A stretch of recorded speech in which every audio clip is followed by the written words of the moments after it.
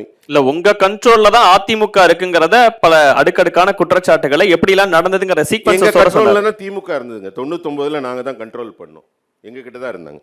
அதனால நீங்க முக்கியமா இன்னொரு விஷயம் பார்க்கணும். காங்கிரஸ் கட்சி ராகுல் காந்தி குடும்ப ஆட்சியிலேருந்து காணாம போயிட்டார். மகாராஷ்டிரால உத்தவ் தாக்கரே குடும்ப ஆட்சி காணாம போயிட்டார். பீகார்ல தேஜஸ்வி குடும்ப ஆட்சி காணாம போயிட்டார். தெலுங்கானால சந்திரசேகர் ராவ் குடும்ப ஆட்சி காணாம போயிட்டார். அடுத்து காணாமல் போகக்கூடிய குடும்ப ஆட்சி தமிழ்நாட்டில் நடக்க இருக்கிறது. இங்கேயும் ஒரு குடும்ப ஆட்சி காணாம போகுது. குடும்ப ஆட்சின்னு நீங்க பார்க்கணும். ஒரு உதாரணம், நீங்க எல்லாம் யோசிங்க.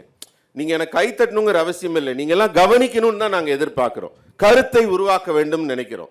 எந்த மாற்றுக் கட்சி உறுப்பினர் இருந்தாலும் யோசிங்க. மோடி அவர்களுடைய சகோதரர்கள் 7 பேர் கூட அவங்களுடைய மகன்கள்னு அவங்க வீட்டில் 13 பேர் இருக்காங்க. 13 பேரும் இன்றைக்கும் கூலி வேலை செய்து குடிசையில் வாழ்ந்து கொண்டிருக்கிறார்கள். யாருடைய குடும்பம்? இந்திய நாட்டின் பிரதமர் மோடியின் குடும்பம். எல்லாரும் எங்க இருக்காங்க? இணையத்துல தேடி பாருங்க. சின்ன சின்ன வேலைகள் செய்து கொண்டிருக்கிறார்கள். நாட்டின் பிரதமரின் குடும்பம். பெருமதிப்பிற்குரிய கலைஞர் அவர்களின் குடும்பத்தில் எல்லாரும் என்ன ஏழ்மை நிலையில இருக்காங்க உங்களுக்கு எல்லாம் தெரியுமா? தெரியாதா? நயினார் நாகேந்திரனின் பெருமதிப்பிற்குரியன்னு சொன்னது அவருடைய சொத்து மதிப்பதையும் சேர்த்துதான். பெருமதிப்பிற்குரிய கலைஞர் அவர்களின் குடும்பம் இன்றைக்கு ஆசியாவில் மிகப்பெரிய பணக்கார குடும்பம்.